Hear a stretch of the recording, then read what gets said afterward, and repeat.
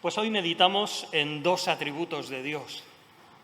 Es difícil en este mundo que vivimos hablar de que Dios es verdad. Es el existencialismo de Søren Kierkegaard popularizado por Jean-Paul Sartre, que dijo que ya no hay verdad objetiva, que lo importante era que cada uno fuera sincero.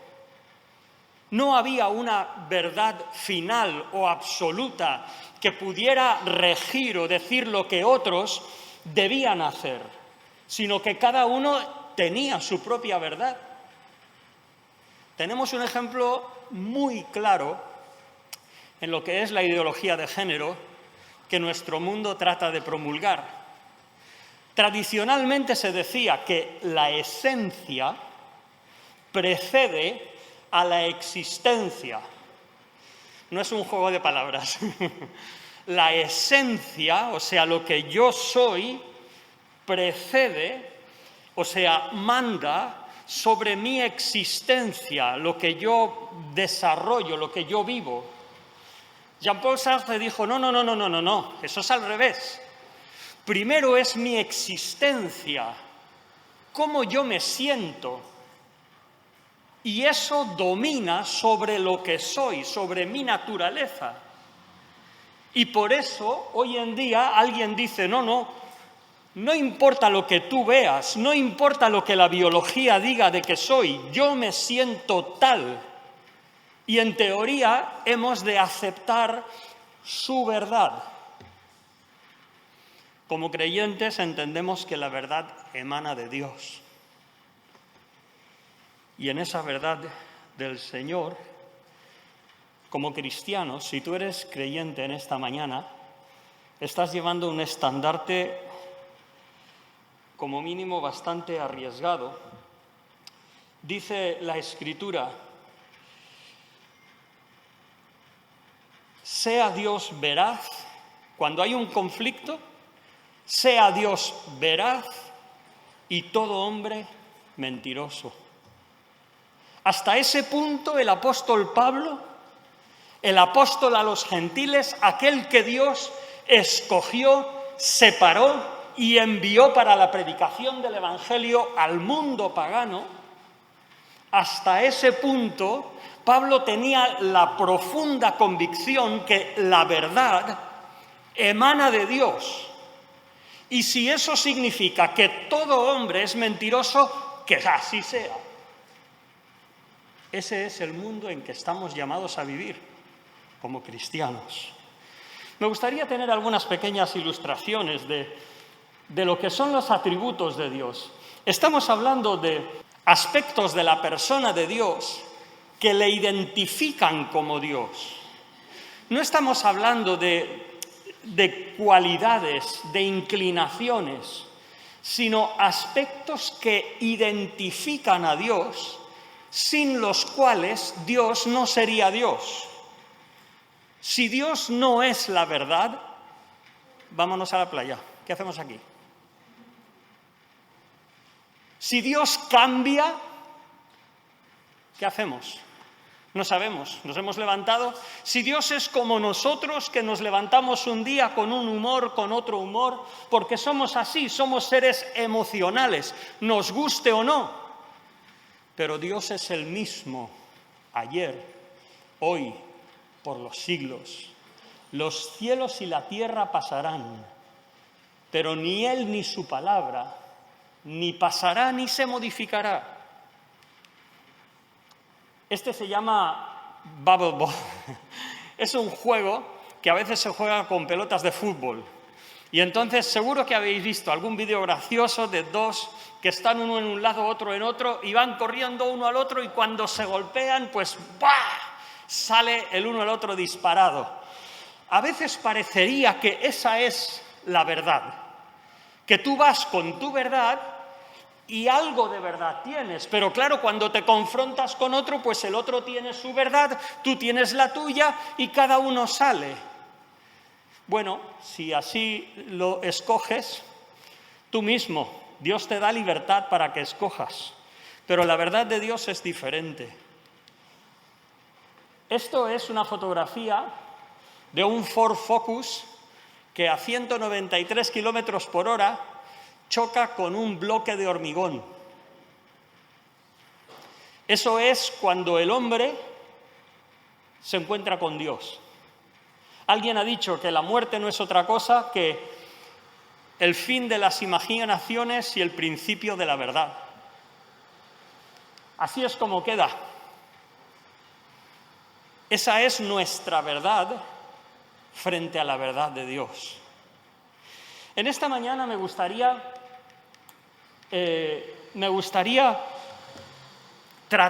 explicar lo que es la verdad de Dios como su atributo y su inmutabilidad. Pero para hacerlo me vais a permitir que utilice una historia de la Escritura para considerarlo. Os considero creyentes. En esta mañana pues habéis venido a escuchar la palabra del Señor. Como mínimo, si no creyentes, deseáis buscar a Dios. Si no, no estaríais aquí. Pues dejadme referiros a una historia que tenemos en Primero de Reyes, capítulo 13. Dejadme deciros que capítulo 13 del libro de los Reyes viene justo después del reinado de Salomón. Un reinado que Dios bendijo. Salomón, cuando comienza su reinado, él no quiere pedir riquezas, sino pide sabiduría para guiar al pueblo. Y Dios le bendice, no solamente con sabiduría, sino además le da riquezas abundantes. Pero ¿qué es lo que hizo Salomón? Su corazón fue arrastrado por sus mujeres y adoró a dioses paganos. Rompió la verdad de Dios y el Señor le castigó.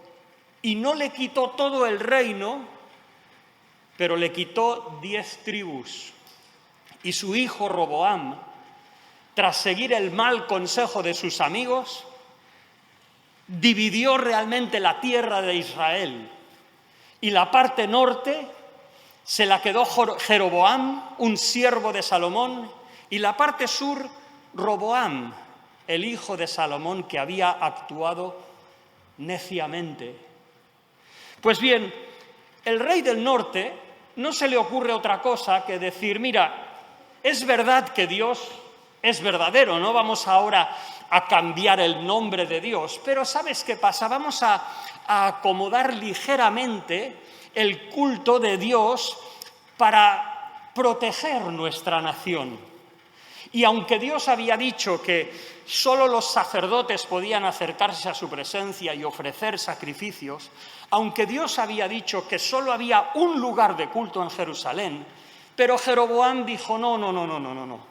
Yo voy a tener mi propia orden de sacerdotes, voy a tener mis propios lugares de adoración, voy a erigir altares y así el pueblo no se irá a las tribus del sur. Eso era faltar a la verdad de Dios. Ese es el contexto que nos encontramos aquí.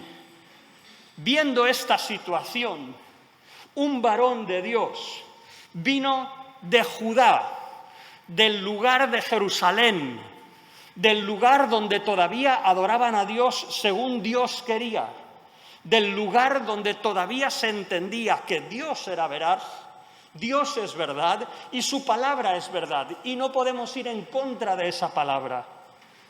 Ese varón de Dios fue a Betel, a uno de los lugares sagrados, falsos, que Jeroboam había puesto. Y Dios le dice, como vamos a leer, que vaya y predique contra ese altar. Dios le va a acompañar.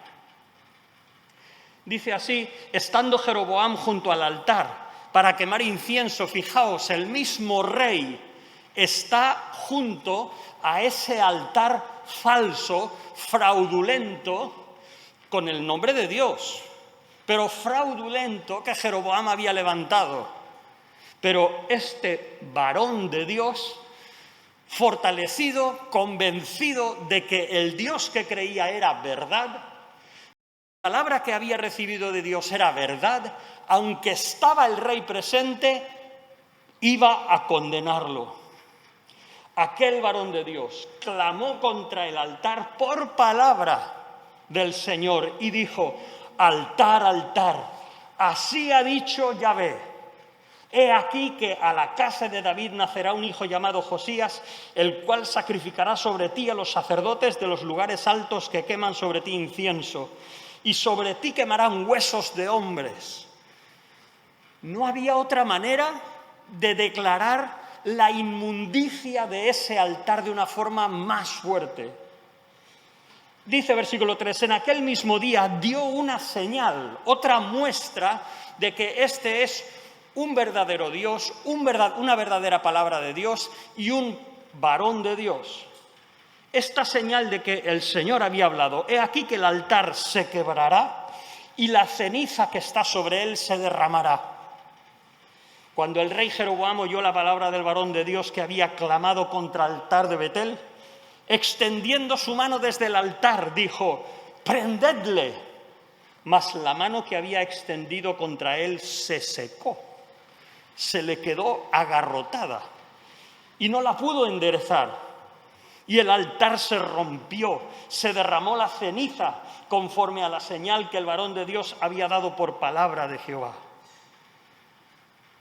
Un Dios veraz, una palabra veraz, un varón de Dios que había entendido la palabra de Dios y la había cumplido. Y Dios le acompaña, o sea, la realidad de las cosas se corresponde con los sucesos que estaban viviendo. Entonces el rey responde al varón de Dios cuando se ve con el brazo agarrotado, tullido, y dice: te pido que ruegues ante la presencia de Jehová tu Dios. Al menos reconoce que no era su Dios. Y que ores por mí para que mi mano sea restaurada. Y el varón de Dios oró a Jehová y la mano del rey se restauró y quedó como antes. Volvemos a decir, palabra verdadera de Dios, se cumple, se subraya, queda patente que Dios es veraz a través de este varón de Dios. Pero el varón dijo al rey: aunque me dieras la mitad de tu casa, no iría contigo ni comería pan ni bebería en este lugar, porque así me está ordenado por palabra de Jehová, diciendo: no comas pan, no bebas agua, ni regreses por el camino que fueres. O sea, Betel está cerca de la zona de Judá. Era un viaje relativamente corto y el Señor le dice: no te pares. Esa es una tierra infiel, así que no te pares. Nada de lo que hay en esa tierra vas a tener comunión, participación con ellos. Así que ves, di lo que tienes que decir y regrésate. Y al mismo rey le dice este varón de Dios: eso es lo que voy a hacer porque Dios así me ha hablado. Bueno, todo es maravilloso. Voy a seguir adelante porque si no, no me quedará tiempo para otra cosa. Pero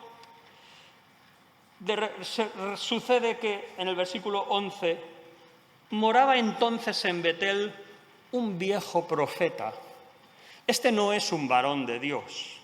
No es una persona distinguida por su comunión cercana, directa, actual con la presencia, la persona de Dios. Sino es un viejo profeta. Alguien que en tiempos pasados a lo mejor era algo, pero hoy en día solo eran memorias. Y este viejo profeta dice: su hijo le contó lo que el varón de Dios había hecho aquel día en Betel. Le contaron a su padre las palabras que había hablado al rey. Y este viejo profeta, que había perdido ya su vínculo, su conexión, su comunión con Dios, ¿por qué camino se fue? Dice: sus hijos le mostraron el camino donde había regresado el varón de Dios. Y él dijo a sus hijos: ensilladme el asno. Le enseñaron el asno, lo montó y fue detrás del varón de Dios. Lo encontró sentado en una encina. Cuidado, Dios te ha dicho: no comas, no bebas ahí, vuelve. Y el bueno se sentó un rato para descansar, no pasa nada. Pero cuidado por esos momentos vulnerables. Y llega el viejo profeta y le dice: ¿eres tú el varón de Dios que vino de Judá? Él dijo: yo soy. Y le dijo: ven conmigo a casa y come pan. Mas el varón de Dios responde y dice: no podré volver contigo, ni iré contigo, ni tampoco comeré pan, ni beberé contigo agua en este lugar. El varón de Dios cree en el Dios verdadero, ha oído la palabra de verdad, Ha obedecido esa palabra, Dios le ha mostrado que está con él sigue fiel. Pero el otro, el viejo profeta, mintiéndole, le dice: yo también soy profeta como tú. Y un ángel me ha hablado por palabra de Jehová diciendo, ni siquiera le dice palabra de Dios ha venido a mí, sino no, ha sido un ángel. Y dice, y me ha dicho, tráele contigo a tu casa para que coma pan y beba agua. Entonces volvió él y comió pan en su casa y bebió agua. Y aconteció que estando ellos en la mesa, vino palabra de Jehová al profeta que le había hecho volver. El viejo profeta que había perdido su comunión con Dios, por un momento Dios permite que sea instrumento de su palabra y le dice a ese varón de Dios que había desobedecido su palabra. Y dice: por cuanto has sido rebelde al mandato de Jehová y no guardaste el mandamiento que Jehová tu Dios te había prescrito, sino que te volviste y comiste pan, bebiste agua en el lugar donde Dios te había dicho que no comieses pan ni bebieses agua. Por eso no entrará tu cuerpo en el sepulcro de tus padres. Y evidentemente leeríamos el pasaje y el profeta salió, le topó un león y se acabó. Dios sigue siendo veraz. Su palabra sigue siendo veraz. Lo que pasa es que el viejo profeta fue quien le engañó, mintiéndole. Alguna vez he oído decir: ay, ¿no tendría Dios que haber transigido? Porque claro, este hombre hizo... No. ¿Nos vamos a dejar llevar por cualquiera que nos diga que le ha aparecido un ángel y le ha hablado? No. ¿No ha dejado el Señor una palabra que dice la Escritura que es como su aliento? Así que nuestras emociones son fluctuantes. Nuestras emociones son frágiles. No depende de lo que yo siento, sino qué dice el Señor. Incluso me atrevo a decir, por mucho que sepamos de la Escritura, tampoco depende de lo que yo creo, sino de lo que la Escritura dice. Y si alguien, por medio de la Escritura, me hace entender que algo de lo que estoy haciendo no es correcto, debo estar abierto para decir: así dice el Señor. Y aunque yo donde me convertí hacían así, aunque a mí me parece que lo otro, aunque yo he oído no sé dónde, aunque puedo citar un teólogo famoso que tal y que cual, ¿lo dice la Escritura o no?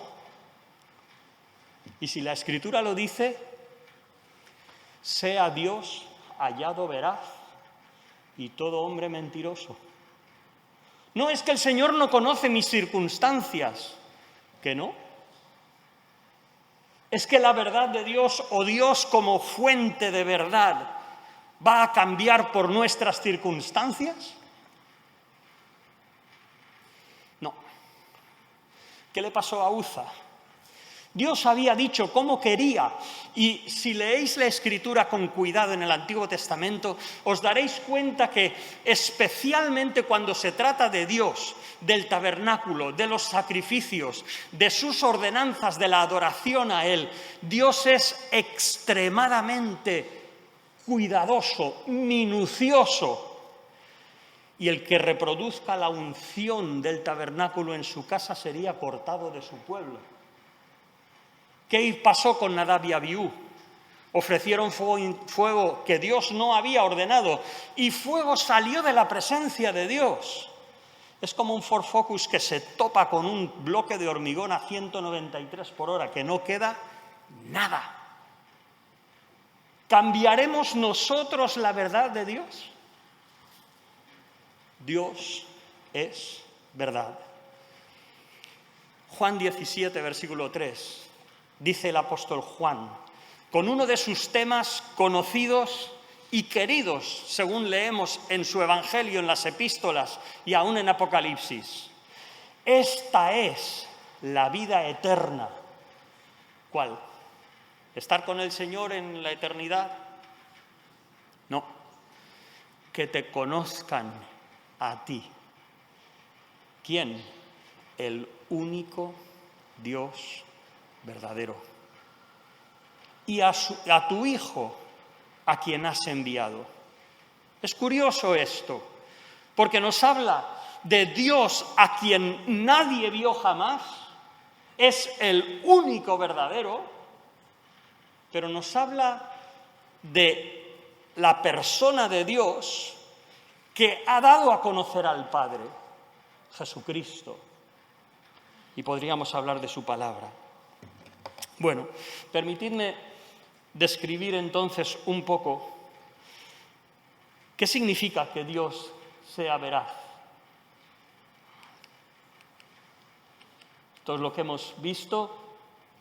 ¿Qué significa que Dios sea veraz? Hablamos de la integridad de Dios, que Dios es verdad y que dice la verdad. Hablamos de que Dios es genuino. Dios no es un ser construido, fabricado, imitado. Algunos dicen a veces de que, por ejemplo, ¿no?, con perdón de la ilustración, pero yo he oído Elvis Presley, por ejemplo, mientras esté en nuestra memoria, sigue existiendo. Pues, aunque ni yo ni nadie tenga memoria, Dios sigue existiendo. Nuestras imaginaciones no fabrican a Dios. Dios subsiste en sí mismo y Dios es verdadero. Dios es real, en contra de cualquier otro concepto de Dios. El Dios que revela la palabra de Dios es el Dios verdadero. Jeremías 10:10, en el entorno de otros dioses, dice: mas Yahvé es el Dios verdadero.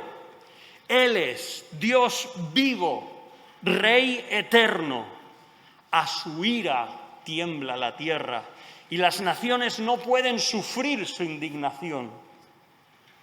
Dios es verdadero por quién es Él y cómo su Hijo le ha revelado, como hemos dicho. No solamente el Señor dijo que te conozcan a ti, el único Dios verdadero, sino a Jesucristo a quien has enviado. Dios es único, no hay otro como Él. Es la única verdad. No existen otras verdades. Dios es el único verdadero. Para cualquier época, para cualquier geografía, para cualquier circunstancia, Dios es la verdad y no hay otro. De Jesucristo la Escritura nos dice igualmente, como de la misma esencia de Dios, Jesucristo es el fiel y verdadero. Jesucristo es el camino y es la verdad. De verdad, la verdad no es un concepto. Yo me encanta donde el Señor me ha puesto a servir. Me encanta poder compartir la palabra. Pero la verdad no es saber recitar ciertos artículos de fe. La verdad está en una persona.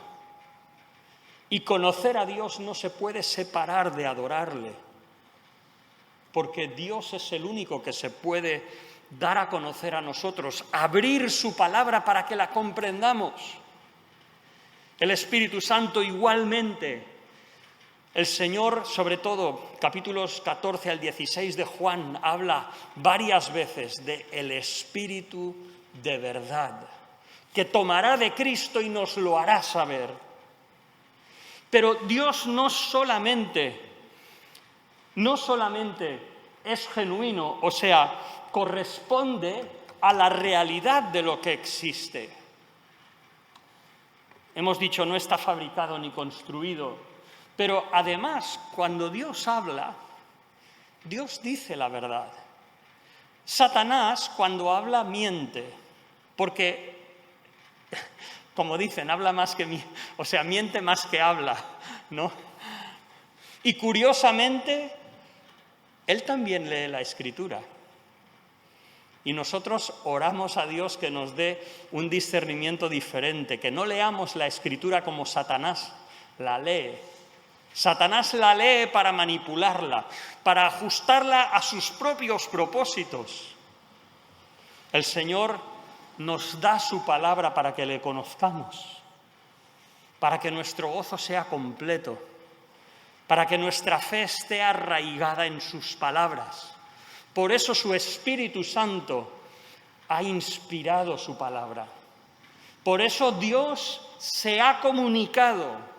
Dios ha revelado quién es Él, cómo es Él, cómo es una relación con Él. El Señor Jesucristo le ha dado a conocer. Él ha ejercido, ha realizado el plan de la salvación y a través de Él tenemos vida eterna. Él es, como dice 1 de Juan capítulo 5, Él es el verdadero Dios y la vida eterna. Y nosotros podemos tener conciencia de que estamos en Él. ¿Por nuestra comprensión? No, porque el Señor se ha dado a conocer, porque el Señor nos llama y nosotros confiamos en lo que Él ha dicho de sí mismo. Decimos que su testimonio es verdadero. Dios dice la verdad. Dice la verdad en el Evangelio. Lo acabo de decir. Sabemos, dice 1 de Juan 5:20, que el Hijo de Dios ha venido y nos ha dado entendimiento para conocer al que es verdadero. Y estamos en el verdadero, en su Hijo Jesucristo. Este es el verdadero Dios y la vida eterna. Cuando hoy te vayas a comer, hermano, vete con ese gozo. No tienes que andar buscando por aguas por ahí. Has encontrado a la fuente de vida. En Cristo está la verdad, la vida eterna. Podemos ver en nuestra experiencia, dice en Apocalipsis 6:10, los creyentes dicen: ¿hasta cuándo, Señor, santo y verdadero, no juzgas y vengas nuestra sangre en los que moran en la tierra?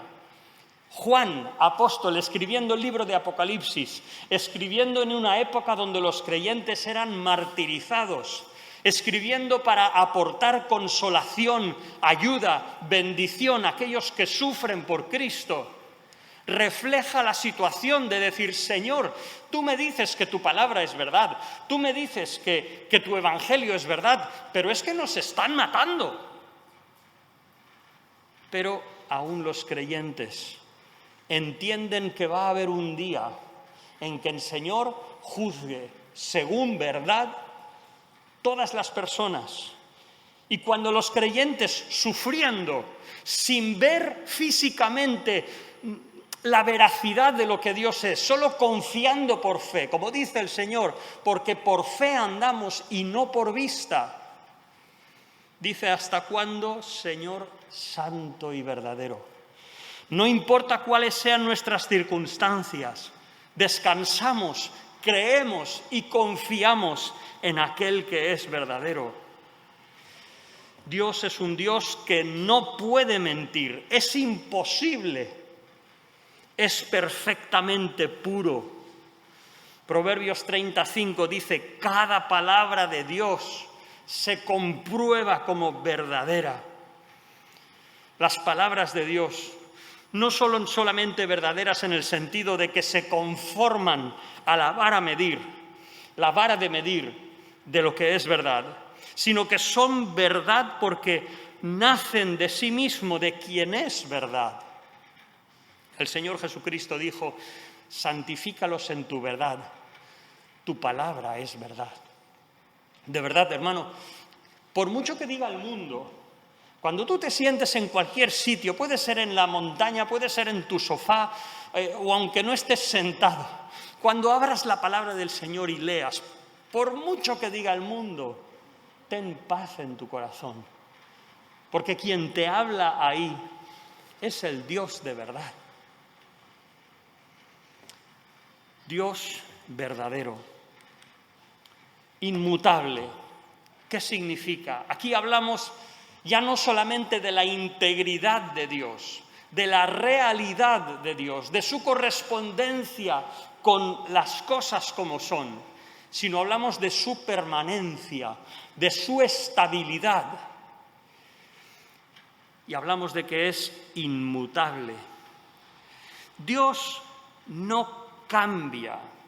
Hay un versículo en Santiago, capítulo 1, versículo 17, que es típico para esta enseñanza. Dice: toda buena dádiva y todo don perfecto desciende de lo alto, del Padre de las luces, en el cual no hay mudanza, o sea, no existe el cambio en Dios, hasta tal punto que ni hay sombra de variación.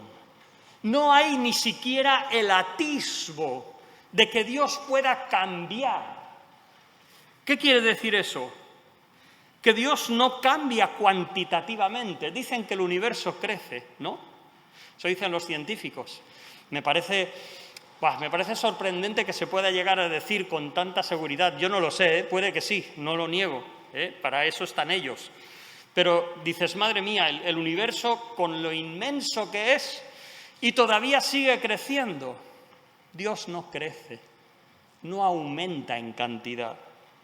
Dios no aumenta tampoco en su carácter. Dios no aprende, porque ya sabe todas las cosas. Si no, no sería Dios. Tampoco decrece, no se hace más pequeño, no se olvida de las cosas. Dios no cambia.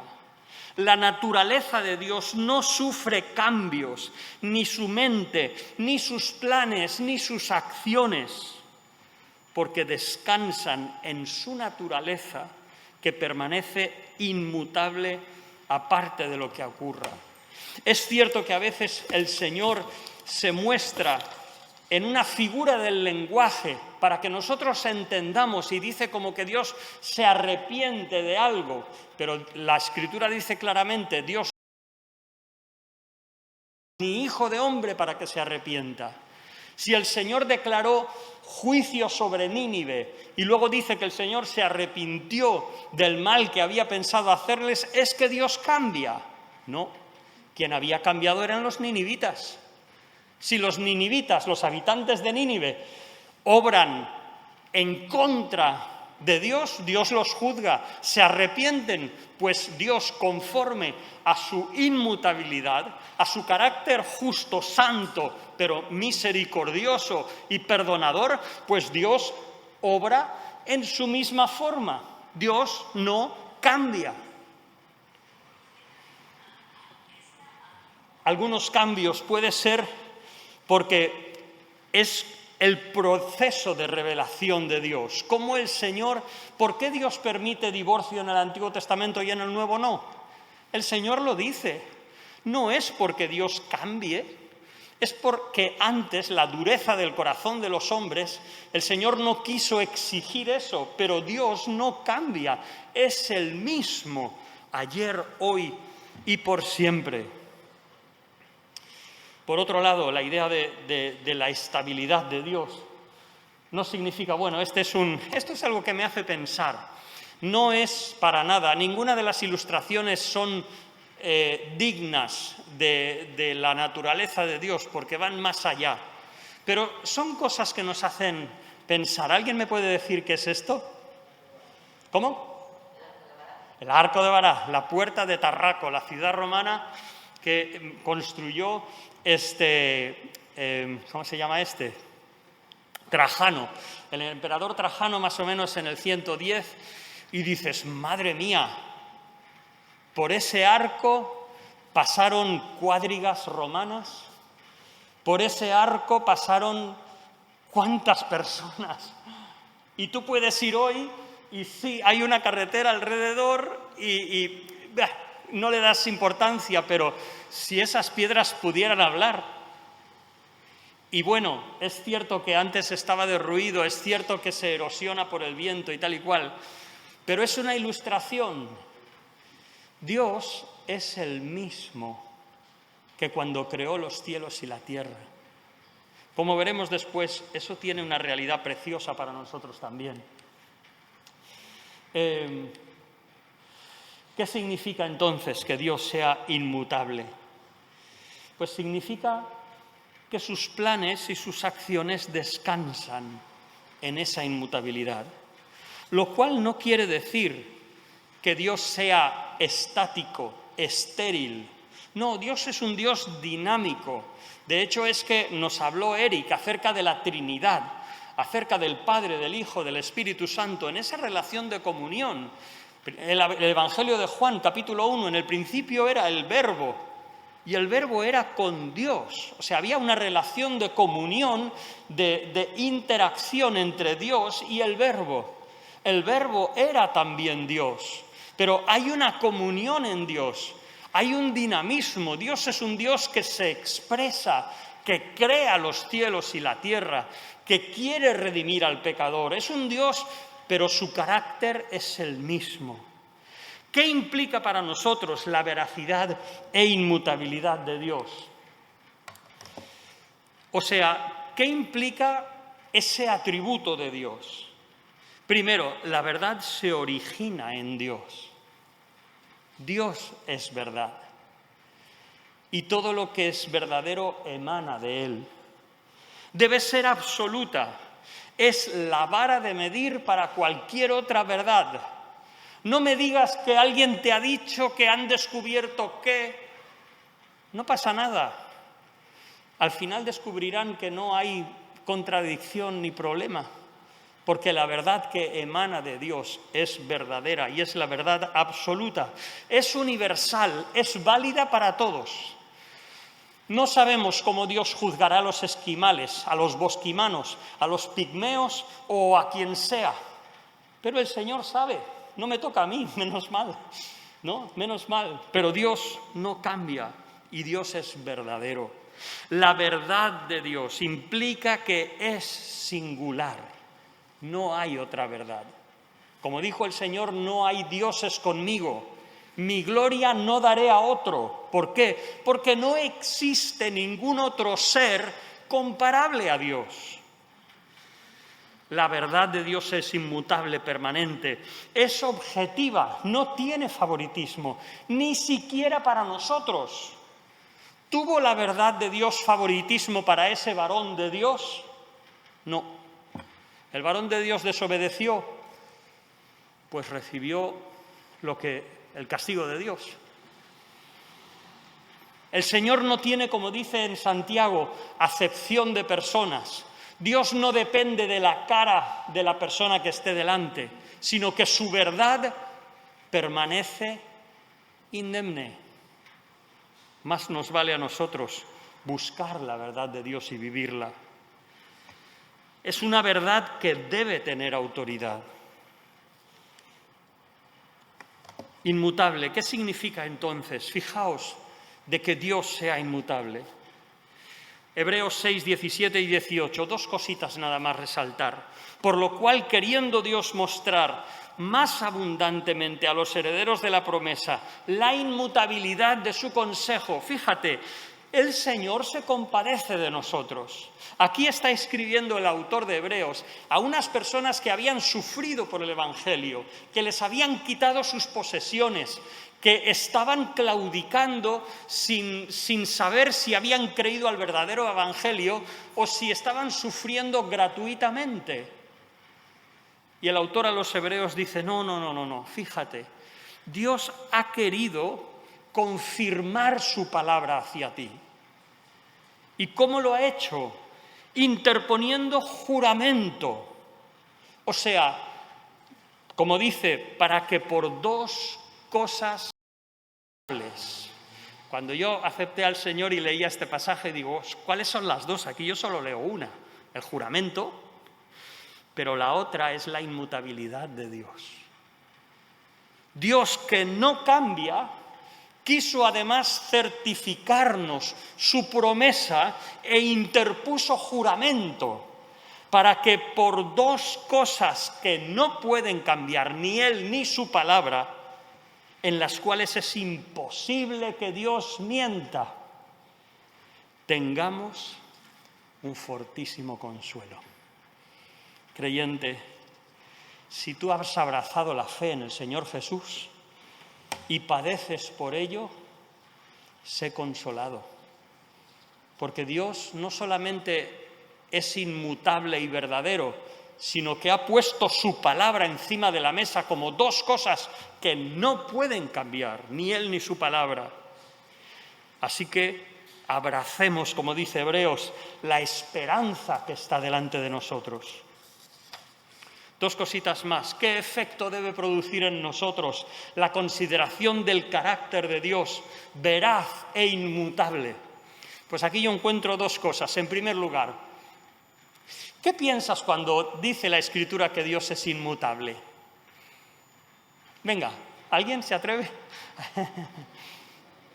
Yo me acuerdo de un amigo mío que me decía una vez, y me llamó mucho la atención, ¿no? Dice, tengo un perro que se llamaba Charrúa. Dice, cada vez que yo vuelvo a casa, el perro me recibe igual. Dice, yo, mi mujer, mis hijos, a veces nos levantamos con el pie izquierdo, a veces nos hemos discutido con alguien o hemos tenido una mala experiencia, estamos mal, estamos todos ahí retorcidos. El perro viene y me recibe, mueve la cola y es el mismo, no cambia. Por supuesto, no quiero insultar con esa ilustración a nuestro Dios excelso, pero lo que quiero es hablar de nuestra volatilidad. Como nosotros somos volátiles, cambiamos, somos altamente emocionales. Por lo tanto, número uno, necesitamos andar más por fe y no por sentimientos o intuiciones. ¿Qué dice el Señor? Segundo, hemos de valorar nuestros cambios. Ten cuidado con las cosas que decides, porque como seres humanos somos cambiantes. No decidas demasiado rápido. No pienses que porque te sientes bien es la voluntad del Señor. ¿Está de acuerdo a lo que el Señor muestra en su palabra? Dios es inmutable, pero nosotros cambiamos más que el reloj. Necesitamos crecer en aquellas cosas que son inmutables. El Señor lo dijo, los deseos de los ojos, no todos son malos, ¿no? Cuando te levantas por la mañana te miras al espejo, ¿no? Y te peinas y tratas más o menos de tener una imagen digna, ¿no? Entonces los deseos de los ojos, bueno, está bien. Los deseos de la carne, comes, ¿verdad? Igual que yo, comes y tal. La vanagloria de la vida, hay cierta dignidad, ¿no? Pero todo eso pasará. Llegará un día que no tendremos ni pelo para peinar.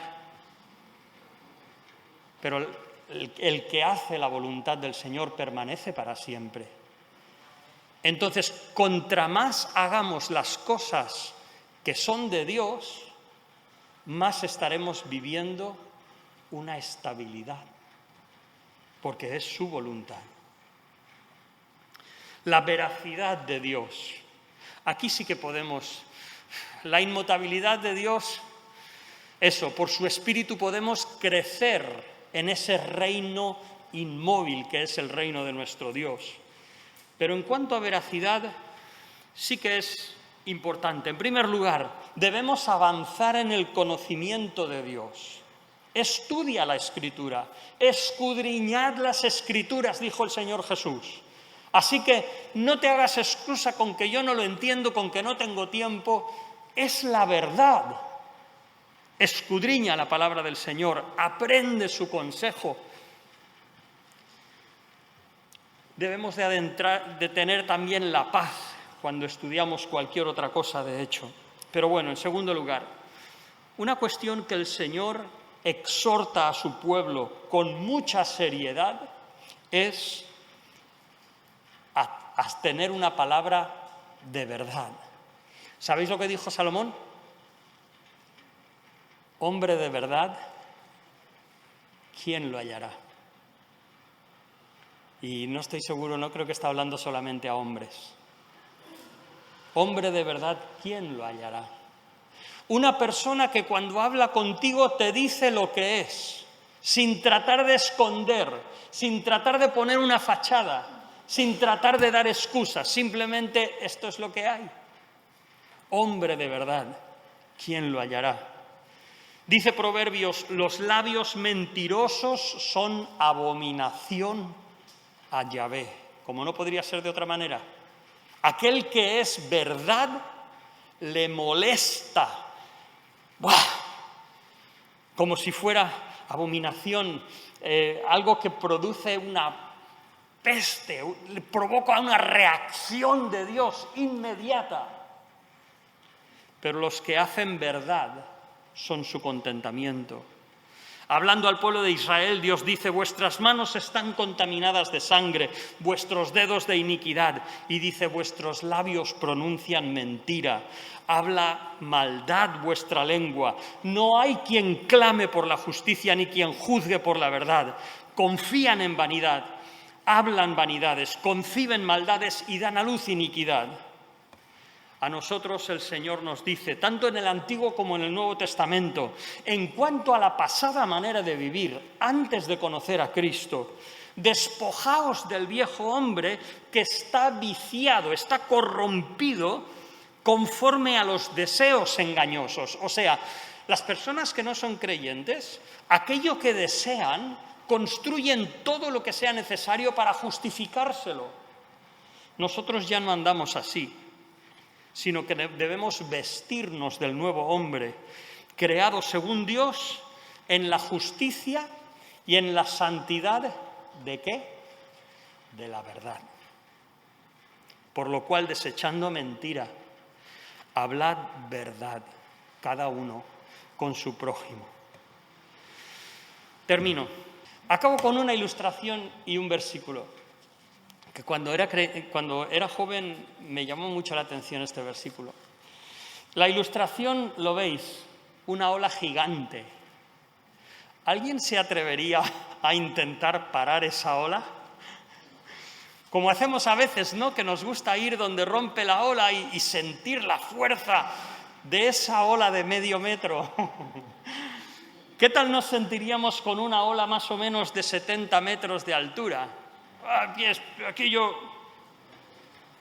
nos ponemos así delante del Señor.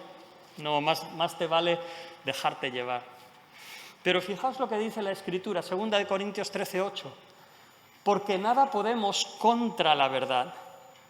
¿Quieres tú ir en contra de la verdad de Dios?